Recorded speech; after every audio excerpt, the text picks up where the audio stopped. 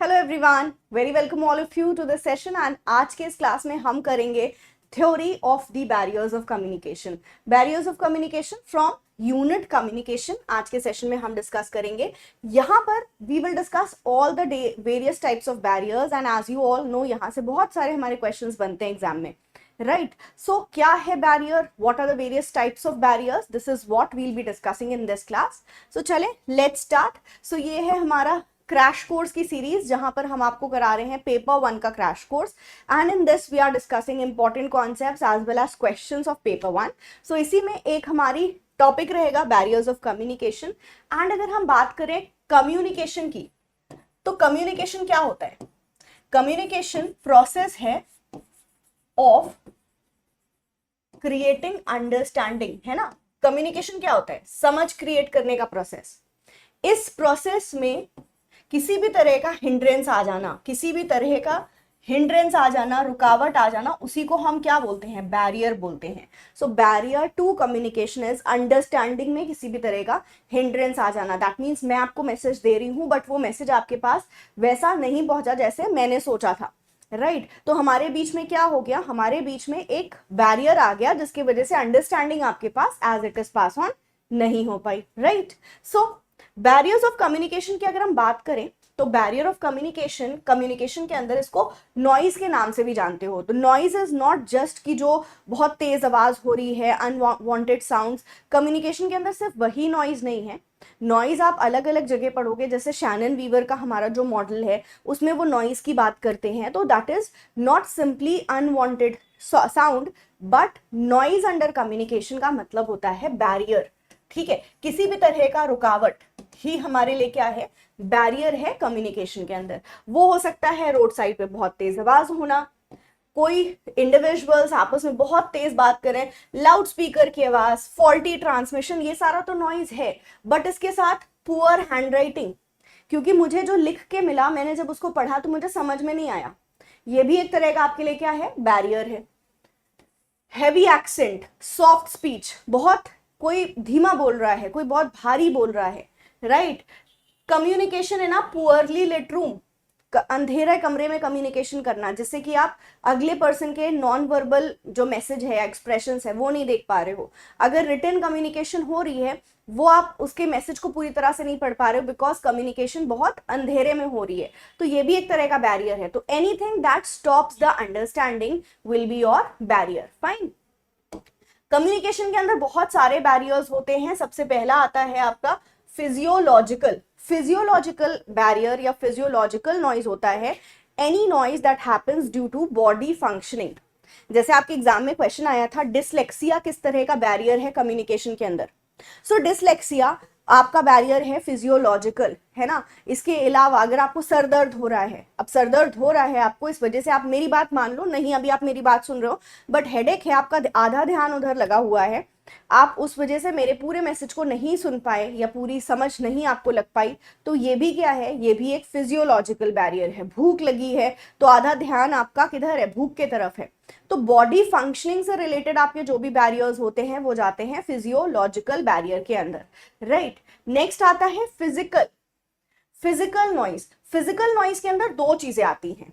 एक तो आता है एनवायरमेंट से जुड़ा हुआ कोई भी, पुअर लाइटिंग, या आप बोल सकते हो एनवायरमेंट में किसी भी तरह का कोई बैरियर होना। फॉर एग्जाम्पल मैं यहाँ पर आपसे कम्युनिकेट कर रही हूँ एंड कहीं पर मेरे आसपास कोई कंस्ट्रक्शन का काम चल रहा है जहां पर बहुत तेज आवाज आ रही है, इसलिए आप मेरी पूरी बात नहीं सुन पा रहे हो, तो वो हमारे एनवायरमेंट से जुड़ा हुआ बैरियर है, फिजिकल बैरियर होगा।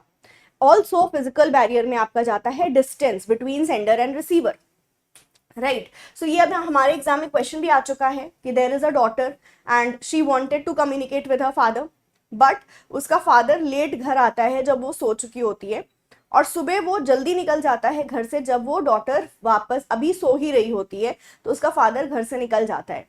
तो इनके बीच में कम्युनिकेशन नहीं हो पा रहा है। रीजन क्या है इसके पीछे? फिजिकल बैरियर है, डिस्टेंस है ना? सो फिजिकल बैरियर होता है आपका distance between sender and receiver या environment. Now we have more barriers, जैसे ऑर्गेनाइजेशन में आपको प्रॉपर फैसिलिटी ना होना, ऑर्गेनाइजेशन में बहुत ज़्यादा रूल्स होना, बहुत ज़्यादा हर एक चीज़ के लिए टोका टाकी होना कि नहीं आपको कम्युनिकेशन करना है, इस चैनल को फॉलो करो. आप अपने मैनेजर को सीधा नहीं बोल सकते, बट आप पहले इस पर्सन से बोलो, राइट. पूरी हायरार्की बना के रखी है, जिसके वजह से कम्युनिकेशन में या तो बहुत टाइम लग रहा है, या एम्प्लॉयज कम्युनिकेट कर ही नहीं रहे हैं क्योंकि वो इतनी झंझट में नहीं पड़ना चाहते, या उनके पास फैसिलिटी नहीं है टू कम्युनिकेट. ये आपके ऑर्गेनाइजेशनल बैरियर्स के अंदर आएंगे. Also we have psychological barrier. ये जो साइकोलॉजिकल बैरियर होता है आपके माइंड से जुड़ा हुआ होता है, ये आपके एटीट्यूड से जुड़ा हुआ होता है. तो एनी बैरियर दैट कम्स और that is associated with your mind और that is associated with your attitude, ये साइकोलॉजिकल बैरियर के अंदर आएगा. साइकोलॉजिकल बैरियर के अंदर जो आपके मेन बैरियर्स आते हैं, सबसे पहले इसके अंदर है फिल्टरिंग. फिल्टरिंग मतलब कई बार होता है कि हम सिर्फ जो इंफॉर्मेशन जो हमें अच्छी लग रही है, जो फेवरेबल इंफॉर्मेशन हमें लग रही है, हमने बस उसी बात को सुना और बाकी बातों को हम इग्नोर कर रहे हैं. जैसे मम्मी डांट रही हैं तो उनकी डांट को तो हम नहीं सुन रहे हैं, लेकिन अगर उसमें एक दो बातें अगर उन्होंने आपकी अच्छी बोल दी, तारीफ कर दी, तो उस बात पे हमारे कान खड़े हो जाते हैं. ये फिल्टरिंग है. आपको किसी ने बहुत लंबा सा मैसेज लिख के दिया बट आपने उसको पूरा पढ़ा नहीं, आपने बस ऊपर ऊपर से पढ़ लिया उसको.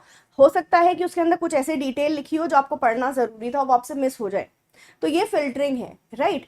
फिल्टरिंग इज जब हम इंफॉर्मेशन को क्या कर रहे होते हैं, एक सीव लगा के छान देते हैं. दैट मीन्स कि हम सिर्फ जो हमें अच्छा लग रहा है वो सुन रहे हैं, जो नहीं अच्छा लग रहा है वो नहीं सुन रहे हैं. This is filtering. ठीक है. सो जब हम इंफॉर्मेशन को इस तरह से सेलेक्ट कर रहे हैं कि we are just taking favourable information, इसको फिल्टरिंग बोलते हैं. नेक्स्ट है अजम्पशन, पहले से कुछ मान लेना, पहले से कुछ अज्यूम कर लेना. फॉर एग्जाम्पल, मैं पहले से सोच के बैठी हूं कि आप गलत ही हो. अब आप मुझे कितना भी कुछ आगे बताओगे, मैं नहीं सुनूंगी, बिकॉज मुझे पहले से क्या लग रहा है, आप गलत हो, है ना. सो this is also your psychological barrier. Degree of trust, कितना ज्यादा हमारे बीच में ट्रस्ट है, कितना ज्यादा मैं ओपन हूं आपसे. इट डिपेंड्स कि मैं, ऑब्वियसली इस पे डिपेंड करता है कि मैं आपसे क्या इंफॉर्मेशन शेयर कर रही हूँ. मैं आप पे कम ट्रस्ट करती हूँ, मैं सारी बात नहीं बताऊंगी, और जब मैं सारी बात नहीं बताऊंगी तो अंडरस्टैंडिंग भी आपकी नहीं होगी, right. So this is also psychological barrier. We have fear, डर के कोई बात ना बताना. मतलब आपको क्या है, डर है कि मैं बता दूंगी डांट पड़ेगी, इस वजह से आप कम्युनिकेट नहीं कर रहे हो, अपनी बात नहीं बता रहे हो, अगला आपको मिसअंडरस्टैंड कर रहा है. This is again a psychological barrier. Emotions, अब देखो दो पर्सन के सेम इमोशनल स्टेट में होना बहुत जरूरी है. मान लो मैं बहुत खुश हूं और आप बहुत अपसेट हो, मैं खुशी खुशी कोई बात बता रही हूं लेकिन आप उतनी खुशी से उस बात को नहीं सुनोगे, या हो सकता है आप मिसअंडरस्टैंड करो, आपको लगे कि कितनी इनसेंसिटिव है, मुझे बुरा लग रहा है और ये खुश है, ये अपनी बातें ही बताई जा रही हैं. तो क्या हुआ, हमारे बीच में मिसअंडरस्टैंडिंग हुई जस्ट बिकॉज कि हमारा इमोशनल स्टेट सेम नहीं है, राइट. सो इमोशंस का बैलेंस होना, इमोशंस अगर सेंडर और रिसीवर के सेम नहीं होंगे, मैच नहीं करेंगे, तो बैरियर हो सकता है. एक और पॉइंट इमोशंस के अंदर आ सकता है कि मैं जिस तरह के स्टेट ऑफ माइंड में हूं, मैं जिस तरह के इमोशंस में हूं, उस तरह से ही मैं मैसेज को इंटरप्रेट करूंगी. आज मैं बहुत खुश हूं तो मैं खुशी के तरह ही किसी मैसेज को लूंगी. हो सकता है कुछ चीजें हो ऑफेंड होने वाली तो मैं उसको इग्नोर कर दूं, मैं हंसी में ले लूं. लेकिन अगर मैं बहुत अपसेट हूं या मैं आज बहुत नाराज हूं तो आपकी छोटी सी एक मजाक भी मुझे बुरा लग सकता है. सो साइकोलॉजिकल बैरियर के अंदर आपके इमोशंस इस तरह से इफेक्ट करते हैं आपके कम्युनिकेशन को. Next coming on to perception. Perception मतलब आपकी धारणा, आपने क्या परसीव किया है, अपनी कोई चीज आप कैसे समझ रहे हो. ठीक है, आप किसी चीज को कैसे समझ रहे हो. फॉर एग्जाम्पल, किसी का एक आपके लिए जेस्चर, कोई एक मान लो कोई आपको बहुत एक अच्छा सा आपको कोई जेस्चर कर दे, आपकी कोई हेल्प कर दे, अब आप उस हेल्प को कैसे इंटरप्रेट कर रहे हो, किसको जरूर मुझसे कोई मतलब है इसीलिए ये मेरी हेल्प कर रहा है, इसको लग रहा होगा कि आज मैं इसकी हेल्प कर लूं, कल मैं इससे नोट्स ले लूंगा. तो हम किसी चीज को कैसे देख रहे हैं, राइट. वो हमारा परसेप्शन. अब perception depends on your background, perception depends on your understanding, also आपका एक्सपीरियंस, लाइफ में जैसा एक्सपीरियंस रहा है आप वैसे चीजों को परसीव करोगे, right. This is also your psychological barrier. Poor listening कह लो. पुअर लिसनिंग होती है कि मैं जब ध्यान से सुनूंगी ही नहीं तब मैं आपकी बात समझूंगी नहीं, मतलब मेरा ध्यान कहीं और लगा हुआ है, तो जो आप बोल रहे हो मैं उस बात पे ध्यान नहीं दूंगी. This is again a barrier to your communication. Poor retention, मैं भूल जाती हूँ, मैंने जो सुना मैं भूल गई, तो पूरी समझ कहाँ हुई। जैसे इस बैरियर ऑफ कम्युनिकेशन टॉपिक की समझ आपको तभी होगी जब आपको याद रहे, ये कॉन्सेप्ट आपको अच्छे से क्लियर हो गया है, याद है। अगर आप ये सुन के भूल गए तो फिर किसी भी तरह की अंडरस्टैंडिंग नहीं हुई, कम्युनिकेशन के अंदर हमारे बैरियर आ गया। तो पुअर रिटेंशन आपके माइंड से रिलेटेड है, therefore this is also your psychological barrier. Resistance to change, जिसको हम बोलते हैं डिफेंसिव एटीट्यूड, आपके अंदर एक एटीट्यूड है कि नहीं, मुझे नहीं सुनना, मुझे नहीं बदलना, मैं जैसा हूं वैसा ही रहना है, मतलब यथास्थिति में रहना है, स्टेटस क्यू में रहना है। सो दिस इज डिफेंसिव एटीट्यूड। जैसे कि स्वच्छ भारत अभियान के टाइम पे यू नो कि दिस इज गुड, हमें पता है कि बहुत अच्छा इनिशिएटिव है, बट लोगों ने उसका अपोज किया था। दे सेड कि नहीं, हमें अब वॉशरूम नहीं चाहिए, वी आर कंफर्टेबल हम जिस तरह से कर रहे हैं, घर में हम पूजा करते हैं, घर में हम खाना बनाते हैं, तो हमें घर में वॉशरूम टॉयलेट्स नहीं चाहिए, राइट। सो आप देखो, हमें चेंज ही नहीं होना है, कोई बात अच्छी हो बुरी हो हमें सुनना ही नहीं है। अब आपको जब सुनना नहीं है तो कम्युनिकेशन के अंदर अंडरस्टैंडिंग तो होगी नहीं, राइट। नेक्स्ट है आपका इनअटेंटिवनेस। ये inattentiveness is what poor listening is. आप ध्यान नहीं दे रहे हो, ठीक है, आप ध्यान नहीं दे रहे हो, तो वही आपका क्या है, पुअर लिसनिंग है। नेक्स्ट आते हैं closeness of mind. Closeness of mind is what your defensive attitude. जैसे हम बोलते हैं ना कि नहीं, एक तरह से मेरा दिमाग मैंने बंद रखा है, मैं कोई नई चीज के लिए ओपन नहीं हूं। जैसे मुझे कोई आके बताए कि नहीं तुम ना ऐसे मत किया करो, ये काम ऐसे करोगी तो ज्यादा बेटर होगा, तो मैं बोलूंगी नहीं, मैं जैसे कर रही हूँ मैं बेस्ट है, मैं जैसे कर रही हूँ मैं खुश हूं, मुझे नहीं चेंज होना, ठीक। तो ये क्या है, ये क्लोजनेस ऑफ माइंड है, मतलब मैं सुनना ही नहीं चाहती, मैं चेंज ही नहीं होना चाहती। तो this is related to your defensive attitude. Cognitive dissonance कई बार होता है। कॉग्निटिव मतलब क्या होता है, माइंड। डिसोनेंस का मतलब है लैक ऑफ हार्मनी।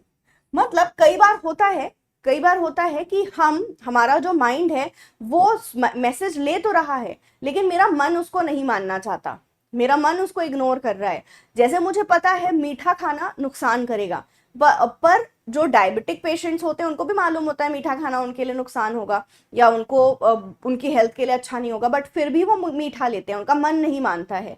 जो स्मोकर्स हैं उसको स्मोकिंग जो स्मोक बोल रही हूँ सॉरी, सिगरेट की जो पैकेट्स होती है उसके पीछे देखो तो आप लंग्स बने होते हैं, उस पर लिखा भी होता है कि इससे कैंसर हो सकता है, बट स्टिल जो स्मोकर है उनका मन नहीं मानता, उनको सिगरेट लेनी होती है। अल्कोहल की बोतल के पीछे भी वार्निंग दी होती है, लेकिन जो ड्रिंक करते हैं वो लेते हैं क्यों, क्योंकि उनका मन नहीं मान रहा है, जानते वो सब हैं। तो this is what cognitive dissonance. जैसे कि कोई बोले तुम अगर एक्सरसाइज कर लोगे ना और थोड़ा सा रात को जल्दी खाना शुरू कर दोगे तो तुम्हारा वेट अच्छा खासा घट जाएगा, तो बोलेगा हाँ मुझे पता है लेकिन मुझसे नहीं होता। तो this is your cognitive dissonance, ठीक है। चले नेक्स्ट आता है हैलो इफेक्ट। हैलो इफेक्ट होता है कि मैं एक आपकी ट्रेट को देखूं और मैं आपके बारे में सब कुछ पॉजिटिव अज्यूम कर लूं, मैं आपके बारे में पूरा ओवरऑल पॉजिटिव मान रही हूं आपको एक पर्टिकुलर ट्रेट देख के। जैसे आपने देखा कि एक बहुत ही स्वीट सी लड़की है, वो शक्ल से बहुत मासूम दिख रही है, तो आपने बोला ये तो बहुत अच्छी होगी, नेचर भी इसका बहुत अच्छा होगा, इसका कैरेक्टर भी बहुत अच्छा होगा, तो आपने सब कुछ अच्छा मान लिया एक चीज के बेसिस पे। This is hello effect. ऐसा नहीं होता ना, आपको बोला जाता है डोंट जज a book by its cover, जो दिख रहा है वैसा होता नहीं है, बट हम क्या करें, हमने देख के सब कुछ अच्छा मान लिया। This is hello effect. Again ये साइकोलॉजिकल बैरियर के अंदर आएगा, राइट। नेक्स्ट एक होता है हॉर्न इफेक्ट। बिल्कुल हैलो जैसा है, बस हॉर्न में क्या है, हम एक ट्रेट को देख के हम ओवरऑल नेगेटिव इंप्रेशन आपके लिए बना लें। मतलब मैं देखूं, फॉर एग्जाम्पल मैंने देखा कि ये जो पर्सन है इसने चीटिंग करी, ठीक। अब मैंने उसके बारे में सब कुछ नेगेटिव नेगेटिव सोच लिया कि ऐसा होगा, इसका कैरेक्टर भी अच्छा नहीं होगा, पर्सन भी अच्छा नहीं होगा। हम ऐसे सोचने लगे कि पता नहीं इसके घर वाले इसको कैसे झेलते होंगे। ये हॉर्न इफेक्ट है। एक चीज हो सकता है उसकी कोई मजबूरी हो, कोई भी रीजन हो। कई बार होता है ना कि आदत बुरी है, इंसान बुरा नहीं है, तो हमने उस इंसान के बारे में सब कुछ नेगेटिव सोच लिया, बट हो सकता है उसकी ये बात ही सबसे उसके अंदर अच्छी नहीं है, बाकी सब उसके अंदर बहुत अच्छा है। सो दिस इज हॉर्न इफेक्ट। जब एक चीज देख के नेगेटिव इंप्रेशन बनाओ ओवरऑल। हैलो होता है एक चीज देख के ओवरऑल पॉजिटिव इंप्रेशन बना लो, ठीक है। Next ideological barrier. आइडियोलॉजिकल होता है हमारा नजरिया, विचार, हमारा विचार। तो अलग अलग लोगों के अगर विचार अलग अलग होंगे तो उनके अंदर फिर बैरियर होगा। जब मान लो कि मेरा कुछ और विचार है, आपका कुछ और विचार है, हम दो अलग अलग विचार के लोग हैं, तो हमारे बीच में कभी समझ क्रिएट नहीं हो पाएगी, है ना। नेक्स्ट, अगला जो कैटेगरी आता है बैरियर का, फोर्थ कैटेगरी, फोर्थ कैटेगरी तक अब आप पढ़ चुके हो। फॉर एग्जाम्पल आपने क्या क्या चीजें पढ़ी हैं, physical, psychological, physiological, also you have done organisational barrier. तो ये 4 बैरियर्स कर चुके हो। फिफ्थ आप पढ़ने जा रहे हो लैंग्वेज बैरियर। जो अलग अलग लैंग्वेज होती है ना, भाषा होती है, इसके वजह से बैरियर क्रिएट होता है कम्युनिकेशन में। लैंग्वेज बैरियर के अंदर आपका आता है सिमेंटिक्स। मैं कैसी भाषा, मान लो हम दोनों एक दूसरे की भाषा नहीं समझते, आप चाइनीज बोल रहे हो, मैं हिंदी बोल रही हूँ, हम आपस में नहीं समझ पाएंगे, दिस इज लैंग्वेज बैरियर।